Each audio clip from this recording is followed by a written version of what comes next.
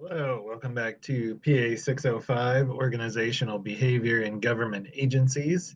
This is the presentation associated with the reading for week 6, which deals with groupthink and transboundary problems. So we'll start by looking specifically at the groupthink information. And groupthink is a concept that is most popularly associated with a psychologist named Irving Janis. And Janis published his work. I believe the work that you read came out in 1971. So there was a lot of focus in his writing on the Vietnam War and the Bay of Pigs invasion, both of which took place or began in the 1960s.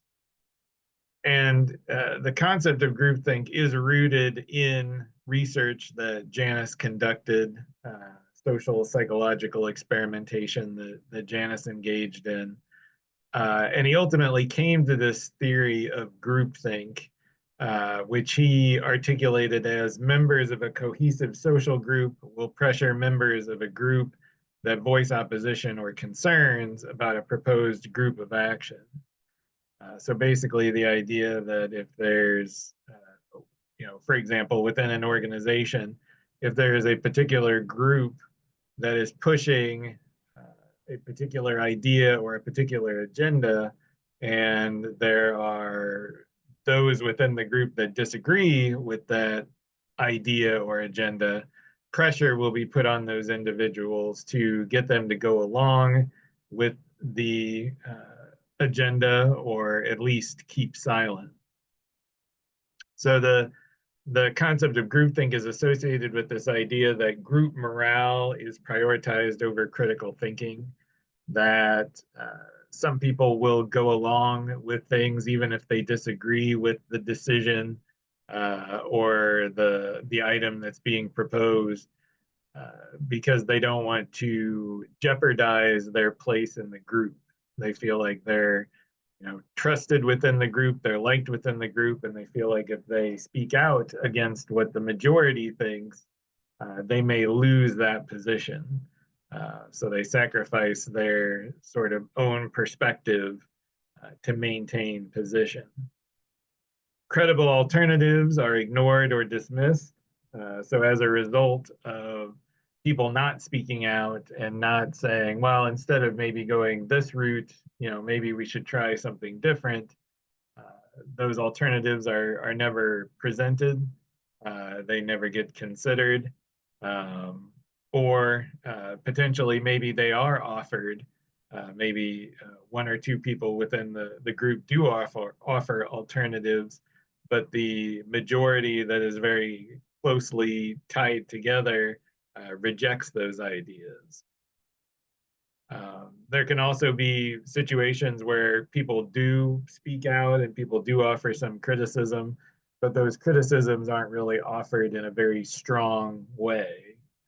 They're sort of offered so people can say in retrospect that they spoke out against the idea, but in the moment, they're not speaking very strongly. They're just sort of throwing out an alternative idea or throwing out a potential criticism, and then when it gets batted down, they don't pursue it any further than that. So, in terms of looking at the Vietnam War, for example, as that was a common theme in Janis's writing, within the Johnson administration, once the U.S. got heavily involved in the Vietnam War, the focus became, how can the U.S. win the Vietnam War? And then the focus became, how do we prevent the country from losing face? Even at the point where it became apparent that the U.S. couldn't actually win in Vietnam, there was still an effort to allow the United States to emerge from the conflict with its pride intact. People didn't want the U.S. to be embarrassed or humiliated by the events of Vietnam. So that was the focus, first on winning the war, and then on maintaining the status and the image of the United States. So anybody who spoke out about withdrawing from the war, or anything that sort of went against those ideas of winning or saving face, um, either we're simply not listened to, or we're uh, sort of iced out of the discussion. Maybe they lost their position as an advisor. And that that kind of sort of goes along with the second point about credible alternatives being ignored or dismissed. So there were potential off ramps with Vietnam that the U.S. could have taken, alternatives to continuing to prosecute the war and to sort of escalate the war in the way that the U.S. did. But because there was a group consensus that we either need to win the war, or we need to, at the very least, find a way to maintain the U.S.'s image, because the concern was that if the U.S.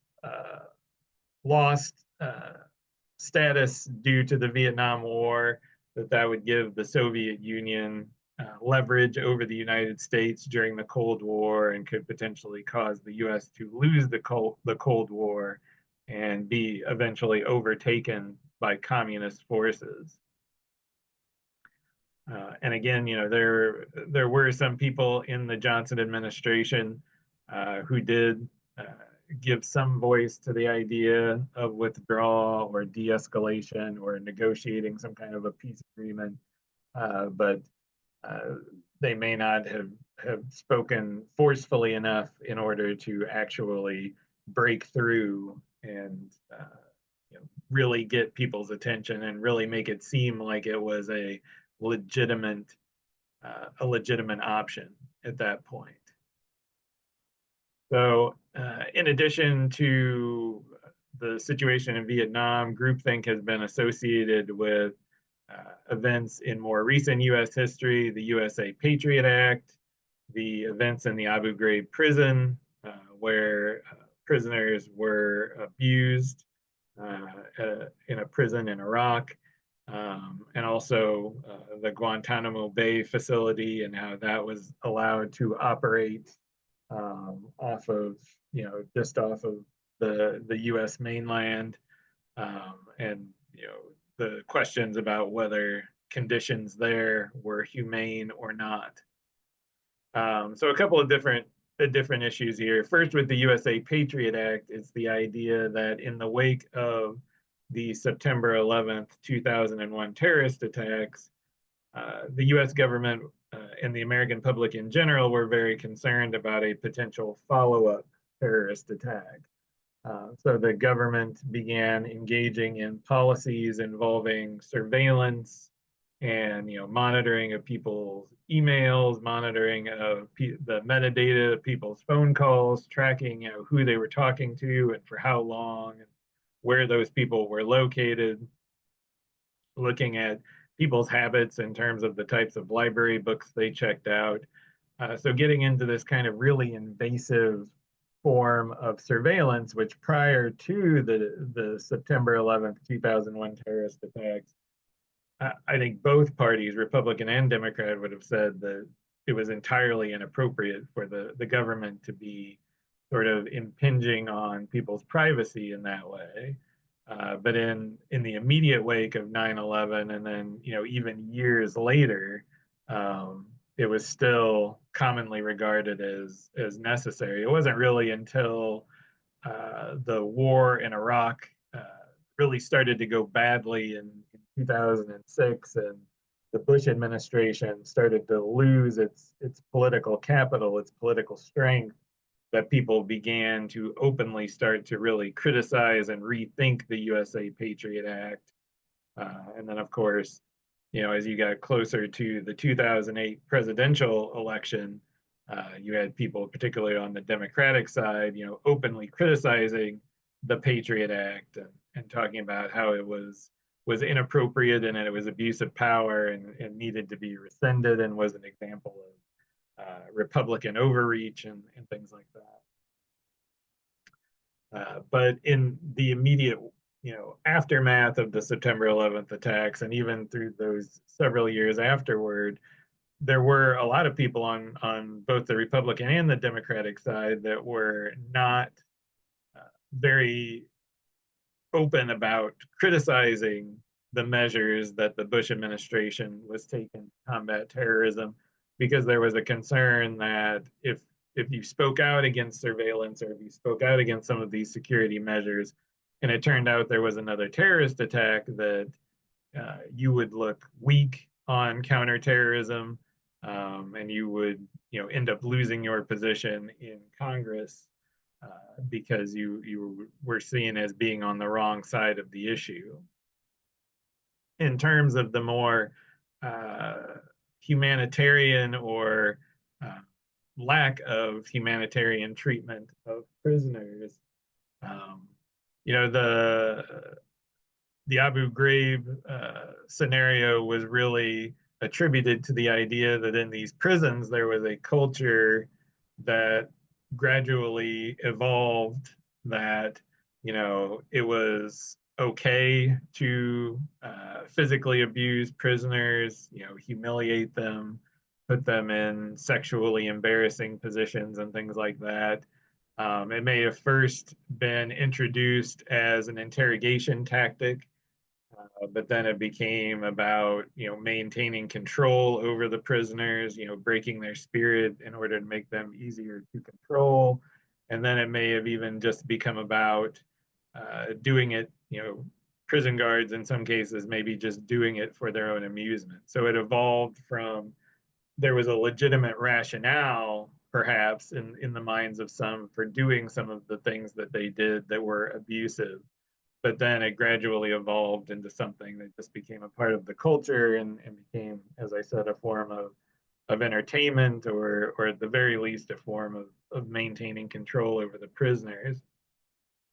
And there certainly were, in terms of Abu Ghraib especially, and even with Guantanamo Bay, there were certainly people in the military who were opposed to what was happening in such facilities, and did speak out to some degree or another. But there were a lot of people who may have deep down believed it was wrong, but went along with it because they wanted to be seen as part of the group and they wanted to be seen as a team player. And unfortunately, some of those people ended up getting punished when the Abu Ghraib prison guards were eventually, brought to disciplinary action for what occurred in the prison.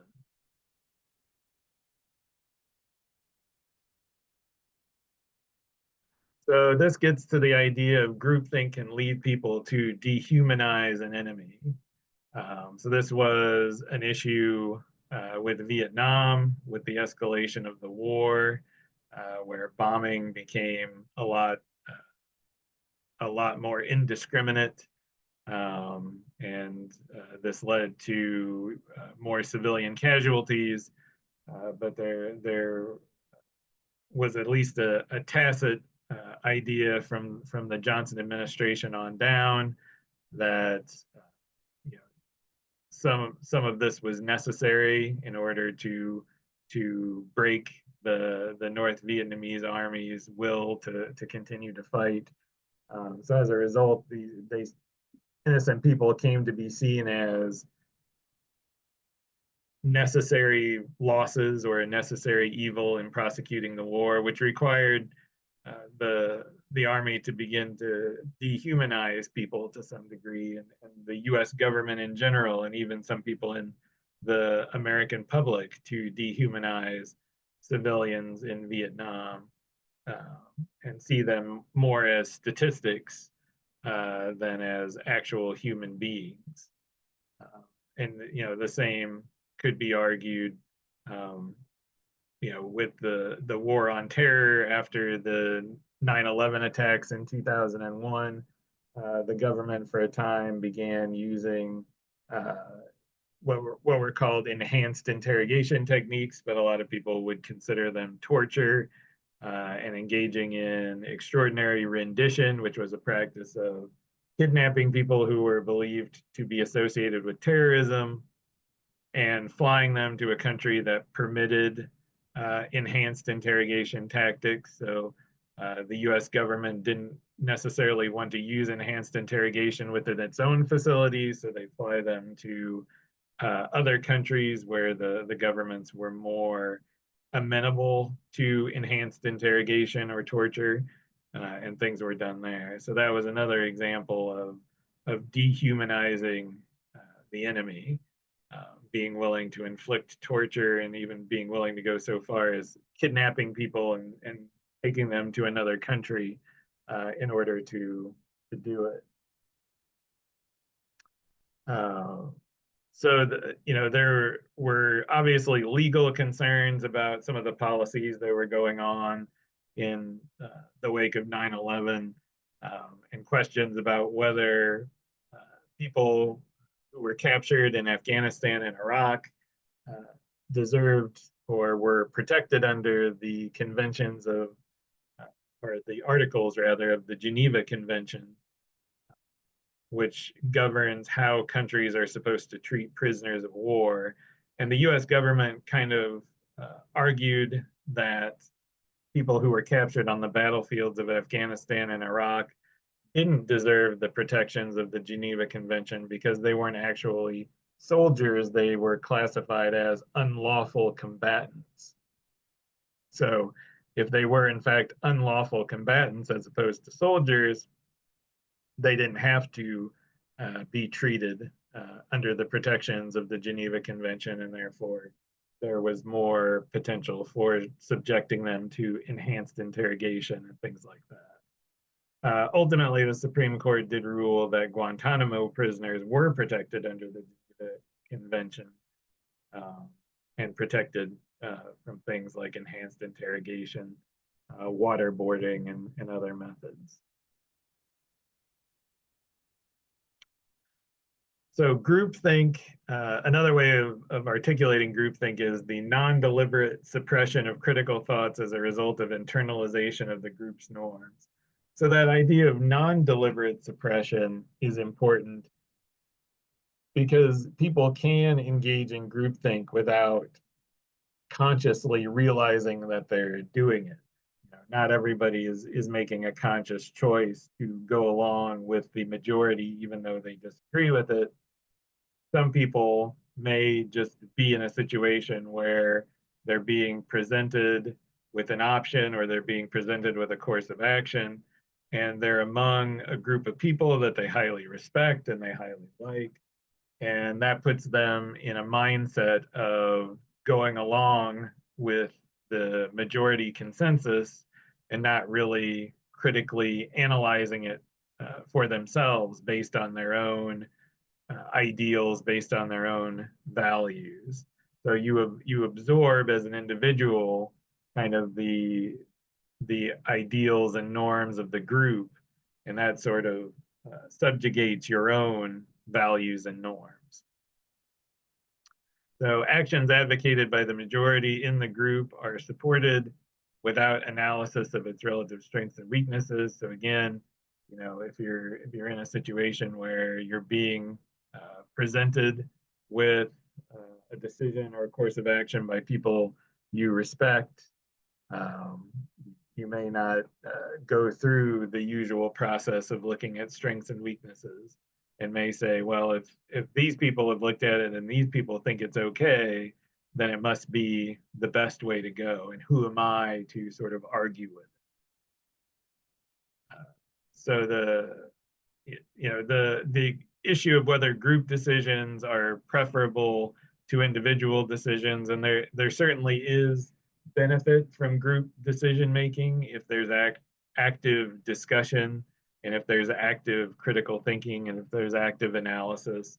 But in a group think kind of scenario, individual decision making can be preferable if the group is not engaging in proper critical analysis.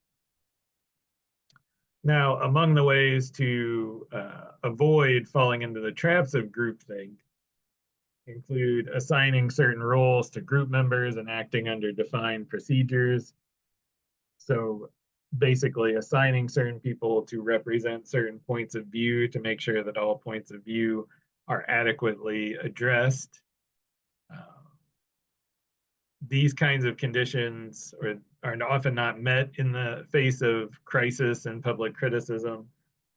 So oftentimes, if the government is in a really high stress situation and they feel like they need to take action immediately, that's not a situation where they're likely to actively recruit people or task people with being a devil's advocate and speaking out against the majority position. There's more likely an emphasis on uh, the group coming together and making a united front and communicating to the press and communicating to the public that everybody is on board with whatever the course of action is. Because there could be a perception that to do otherwise would project an image of weakness, which could be damaging to the country, could be damaging to the administration, the government. So that, people in retrospect look at the second Iraq war that began in 2003 and they see that as a product of groupthink, because there were people in the highest levels of the Bush administration, including then Secretary of State Colin Powell, who didn't believe uh, personally that there were the kinds of weapons of mass destruction that the Bush administration was arguing Iraq possessed. And that was one of the key rationales for going into Iraq in 2003 was that these weapons of mass destruction existed in the country. Those weapons could potentially be shared with terrorist organizations that wanted to harm the United States, and therefore we needed to go into Iraq and secure those weapons. So even though there were a lot of people within the Bush administration, within Congress, within the media who were very skeptical of this, within the Bush administration, there came to be a consensus that this course of action was necessary. And that includes Secretary of State Powell, who actually ended up going to the United Nations and making a speech where he argued for the necessity of military action in Iraq because of the existence of weapons of mass destruction. And most, if not all, of what was said in that speech turned out to be false. And I think that was something that Colin Powell always ended up regretting, that he went along with delivering that address, even though he had a lot of misgivings about it. So even people who are in some of the most powerful government positions, like Secretary of State, if they feel like the administration that they serve, the government they serve, is sort of bent on a course of action during a time of crisis, they may feel that ultimately they need to go along with the group consensus, even if they they feel like it could turn out to be a big mistake.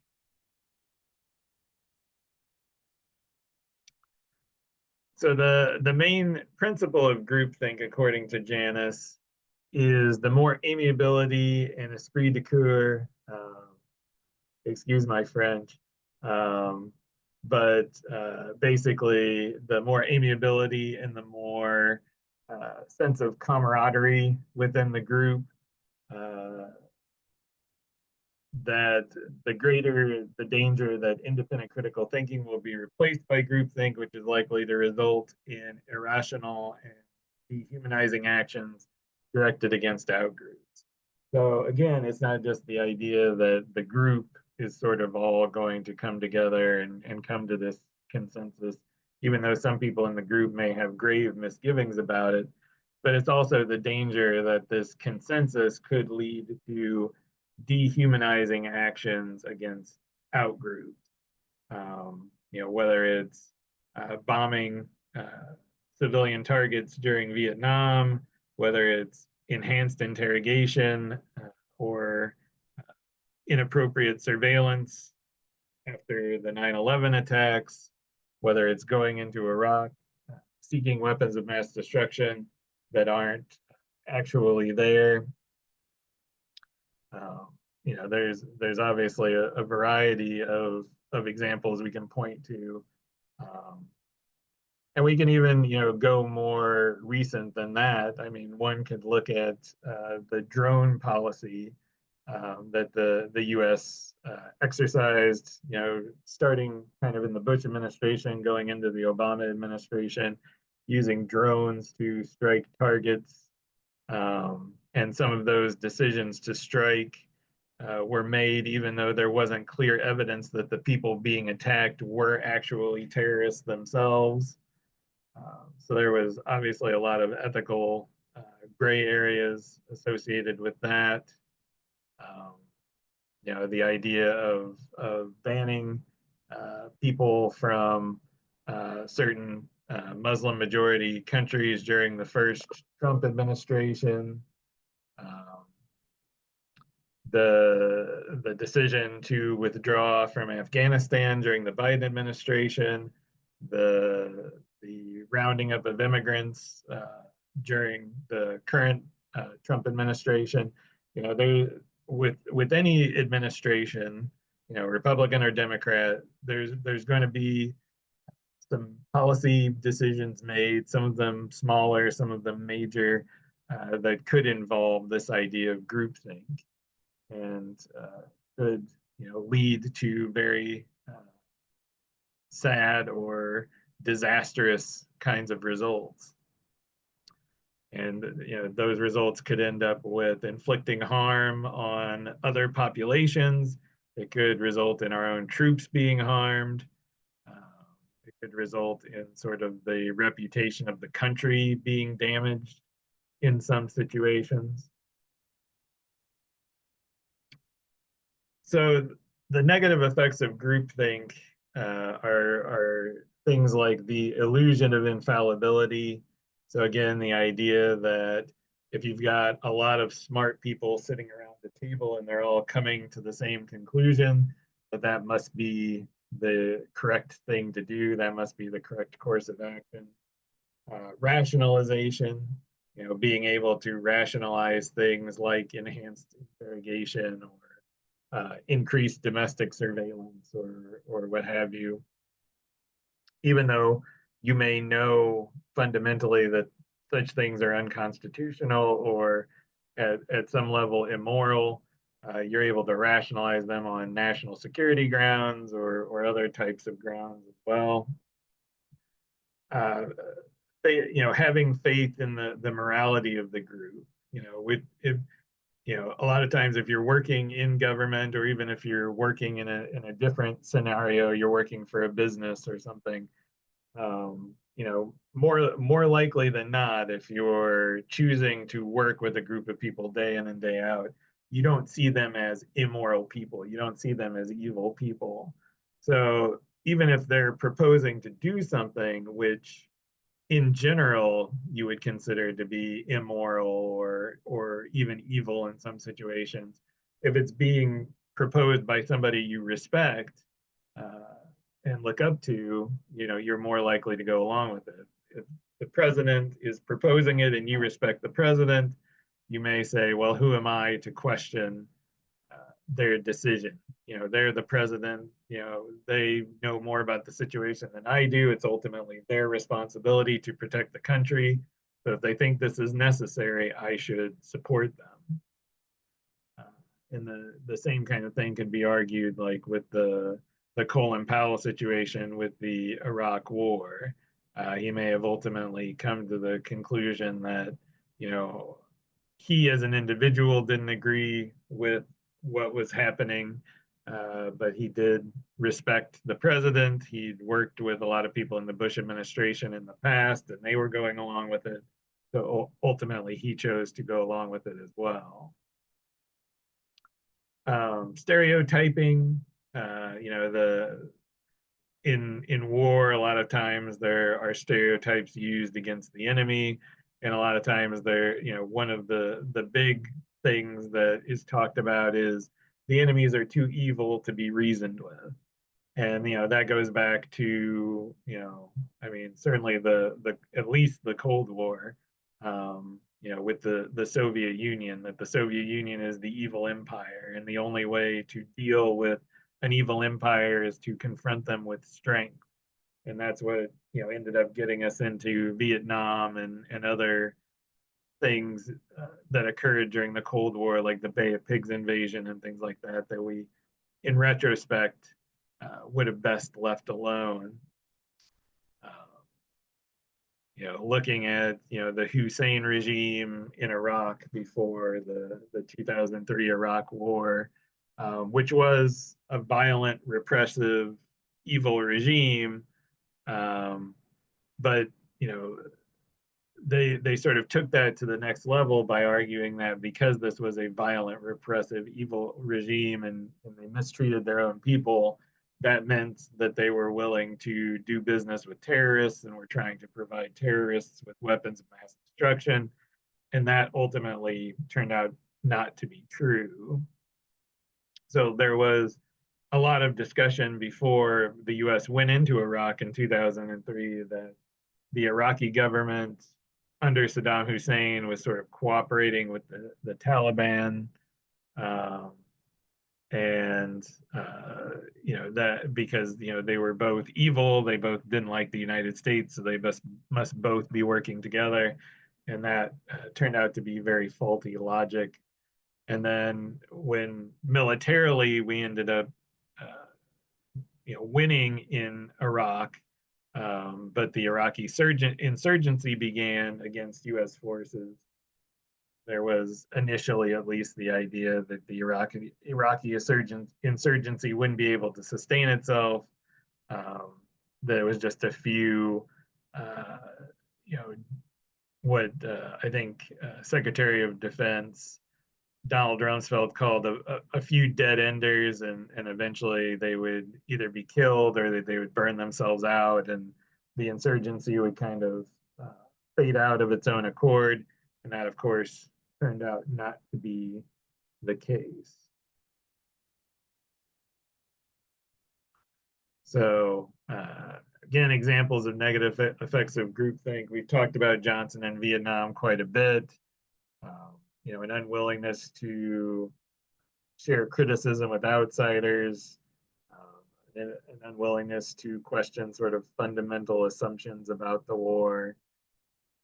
So, it's a bad sign when a group becomes very focused on keeping all of its discussions within the group and not exposing it to other points of view, because that usually indicates that on some level, the group knows that their course of action is incorrect, but they don't want anyone getting wind of that or putting cracks in their thinking.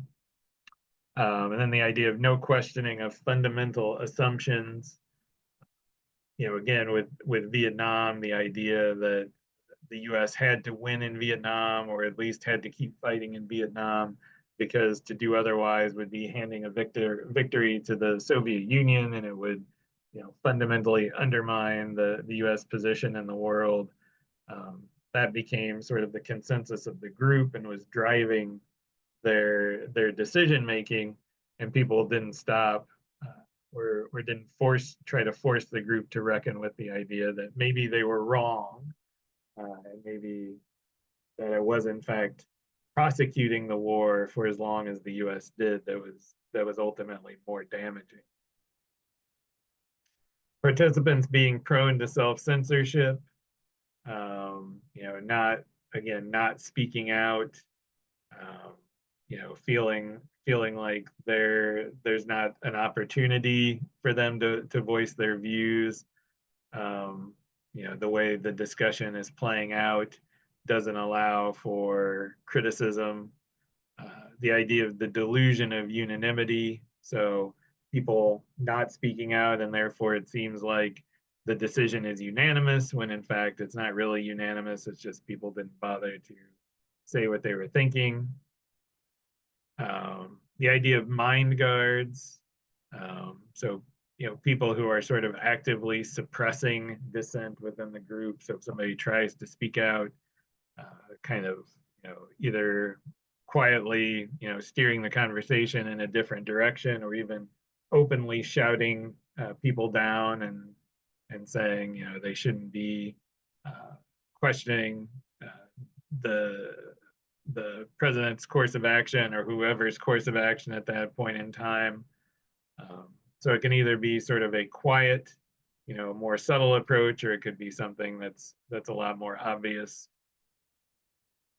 And then we talked about, Secretary of State Powell and how he had serious misgivings, but eventually engaged in self-censorship and then eventually actively promoted the US going into Iraq. So how do we avoid groupthink? Because obviously, as you may have gathered, Janice doesn't believe it's a good thing. I don't believe it's a good thing. Most psychologists and social scientists would argue it's not a good thing. So in order to avoid groupthink, some of the recommendations are that each member of the group should act as a critical evaluator. So everybody in the group should subject the fundamental assumptions and the evidence that the group is working from, that there should be a critical analysis process that goes on with each individual. It shouldn't be left to the person in charge to sort of do that analysis for themselves, and then the group, just kind of falls in beside them. Preferences and expectations should not be explicitly stated in the meeting. So if you sort of start out the discussion with it being understood that this is the course of action that we prefer, and this is what we expect to have happen, and this is what we expect everybody in the group to do, then it definitely leaves the impression that the decision has already been made. If people have the impression that the decision has already been made, they may feel like it's not worth the risk to speak out and try to send the group on a different course, try to steer things in a different direction. So multiple groups debating the same question. So, splitting a larger group into different subgroups and having them sort of have their own independent discussions. And that can be valuable for a number of different ways. One is sometimes if there's a big group, there's certain people who are less likely to speak out in a larger group situation, but feel more comfortable in smaller group situations. And also, with the smaller groups and the different conversations going on, it increases the possibility that, with these different conversations going on, out of one of those conversations could come a thought or an idea or a suggestion that wouldn't come out of the larger group debate. Encouraging the solicitation of outside opinions. So as opposed to keeping everything very insular, actively reaching out to other organizations, other groups, and seeing what they think about the course of action. So, the federal government, can reach out to think tanks to get their opinions, or reach out to university researchers or groups like that, individuals like that. Use of breakout groups to spur diversity of conversation, which kind of goes along with that multiple groups suggestion we were talking about earlier. Experts used to challenge the group's assumptions. So again, reaching out to university faculty members, think tank researchers, people like that.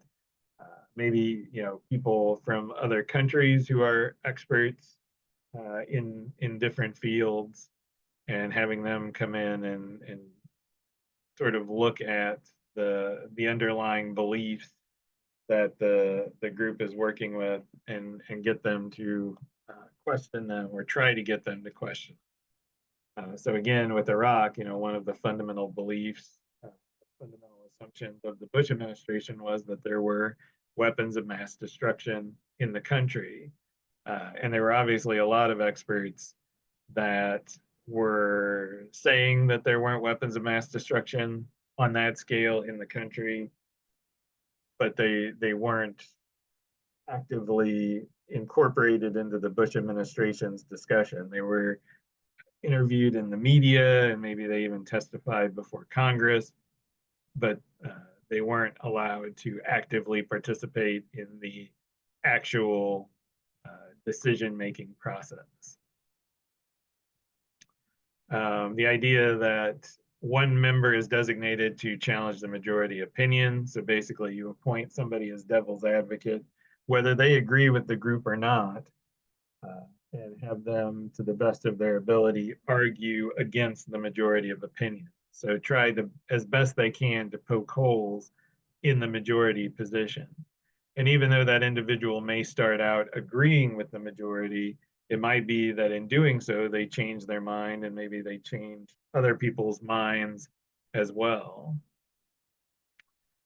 Different responses from the enemy should be considered. So again, this is kind of coming at it from a very military kind of national security perspective. But entertaining the idea that whether it's the Soviet Union or whether it's the North Vietnamese or whether it's the Iraqis and the Taliban, whatever particular adversary we might be facing at a particular point in time, not always assuming that the majority opinion on how they will respond is the correct opinion. So there was a lot of this discussion. If you look back and do any reading on the Cuban Missile Crisis, there was a lot of discussion about, well, if the US invades Cuba to get rid of the nuclear missiles that had been stationed on Cuba by the Soviet Union, there were people who thought the Soviet Union would respond by invading West Germany and effectively starting World War III. Some people thought the invasion would automatically trigger a nuclear response. And there were a variety of scenarios, but looking at all of those scenarios and not just assuming that the enemy or your adversary will respond in the way that you are most afraid that they will. And then the idea of a last chance meeting, so effectively having one meeting specifically designated to give individuals in the group an opportunity to speak out against the course of action or raise any last objections. So it's kind of like in a wedding where they ask, does anybody see any reason why these two should not be wed? It's that last opportunity to sort of speak out and say, this isn't the right way to do this. This is how we should approach this issue.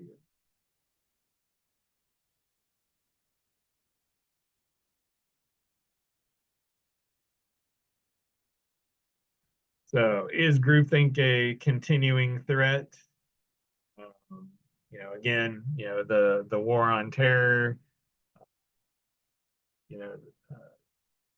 we, even though it's not discussed as much anymore, we continue to prosecute military operations around the war to challenge terrorist groups. And of course, we should do what we can to stop terrorists before they actually strike at the United States. But there's still a concern that groupthink is too prevalent when it comes to counterterrorism types of activities and the use of military force as opposed to more kind of soft power perspectives or soft power kinds of approaches. The recent decision in the Trump administration to do away with or at least temporarily shut down operations of the U.S. Agency for International Development. That's a key institution of kind of soft power to try to prevent terrorism and hostility toward the United States by winning over populations and reducing poverty and reducing disease and things like that. So one could argue that there's some degree of groupthink within the Trump administration and the Republican Party in terms of moving away from those sort of soft power approaches.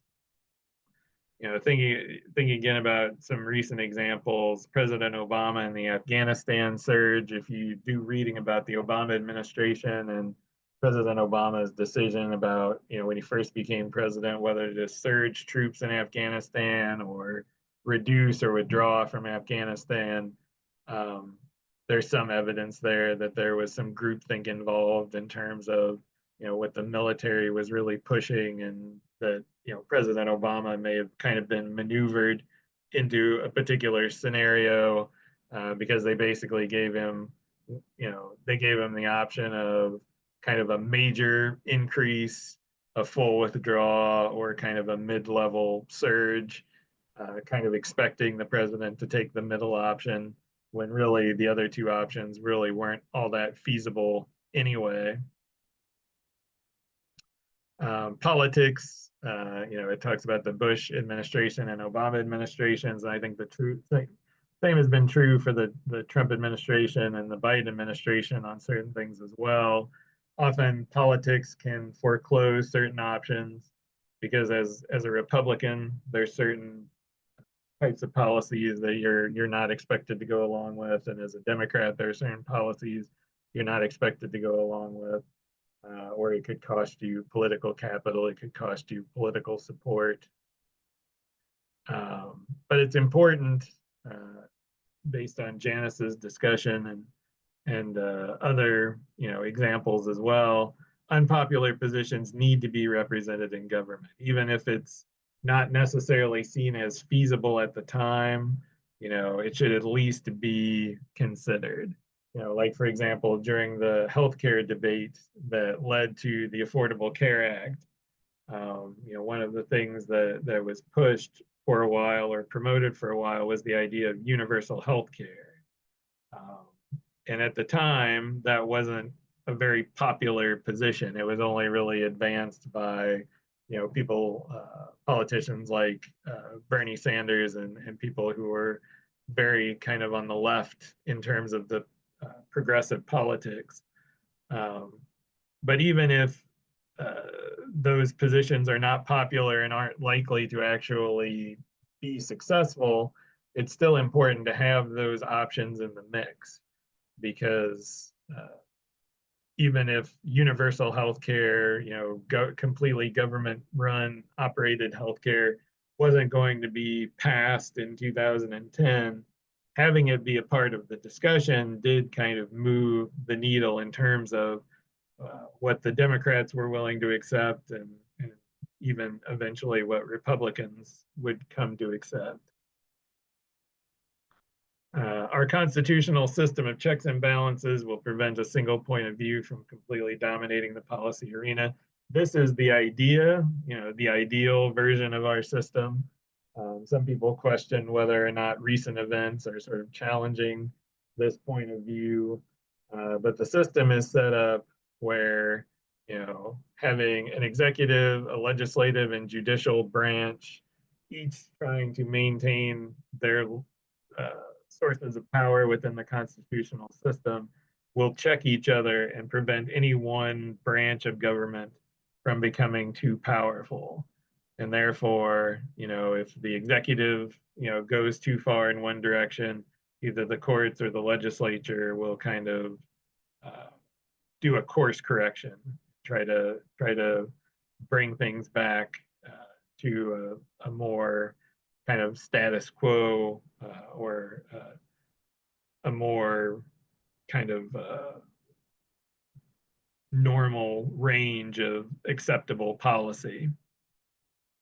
So again, some people question whether our system has shifted in the last few years, and this idea of the unitary executive, which has been around for a while. It was popularized to some degree in the George W. Bush administration, and even if you go through the Obama, Trump, Biden, and the second Trump administration, there's definitely this sense that presidents have continued to accumulate more and more power with successive administrations to the point where it may be throwing this system of checks and balances out of whack. And as it's thrown out of balance, um, the potential for groupthink becomes greater because there's more of a sense that, well, the president has all the power in the system, so if we're the same party as the president and the president holds all the power, then it just makes sense to go along with the president because we're not going to be able to meaningfully challenge him on policy grounds. So I think we'll stop there. We'll call this part one. But I did want to, before we wrap up, look at the pack back real fast here.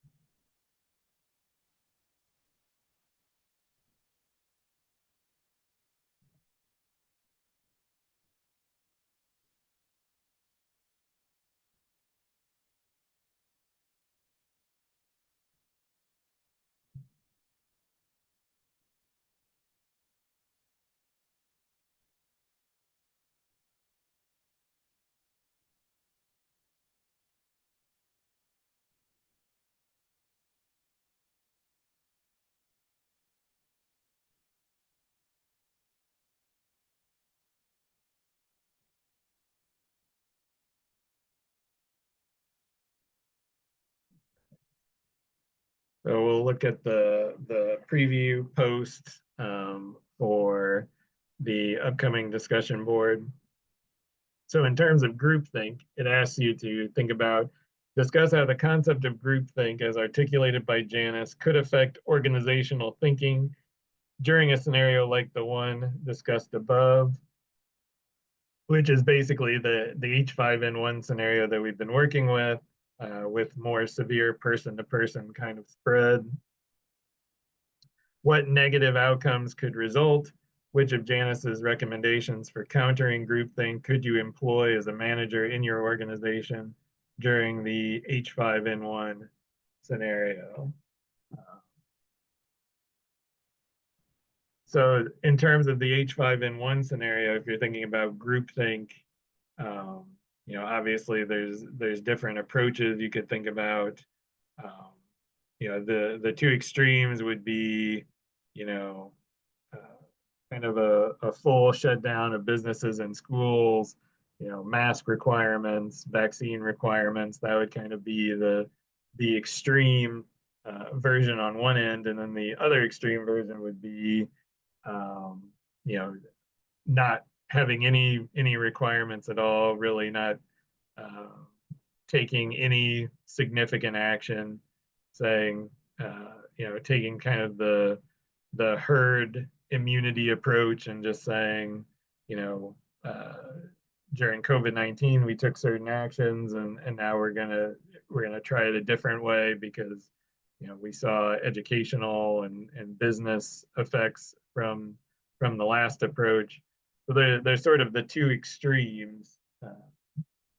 So if you're looking at it from the perspective of, one group wants to, or one side wants to go full public health protections and the other side wants to go the full herd immunity route,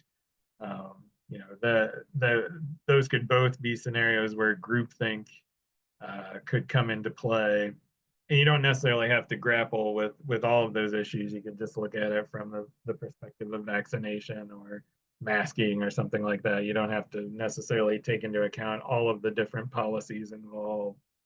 But thinking about, what are the negative outcomes, whichever side you choose to focus on, what negative outcomes would come from taking a groupthink perspective on this.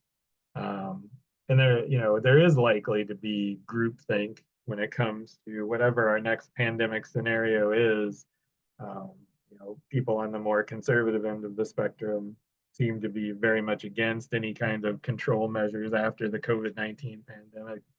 On the other side, it seems less clear exactly if things would be done more restrictively than they were during COVID-19, or if they would be done less restrictively. It's a little bit less clear exactly what approach would be taken. But regardless, what could be the negative outcomes if one of those extreme approaches is taken without, considering all the potential alternatives and ramifications of those actions. And then, thinking about what are the counter uh, approaches to groupthink that you could use during the H5N1 scenario. So if you're part of an organization that's trying to figure out how to uh, manage this scenario, how do you help to make sure that groupthink doesn't hijack everything? So look back at those recommendations and think about it from that perspective.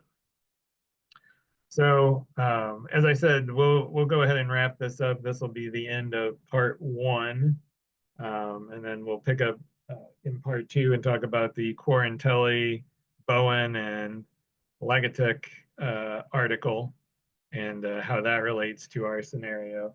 So if you have any questions, let me know. Otherwise, thanks very much for watching and look out for part two.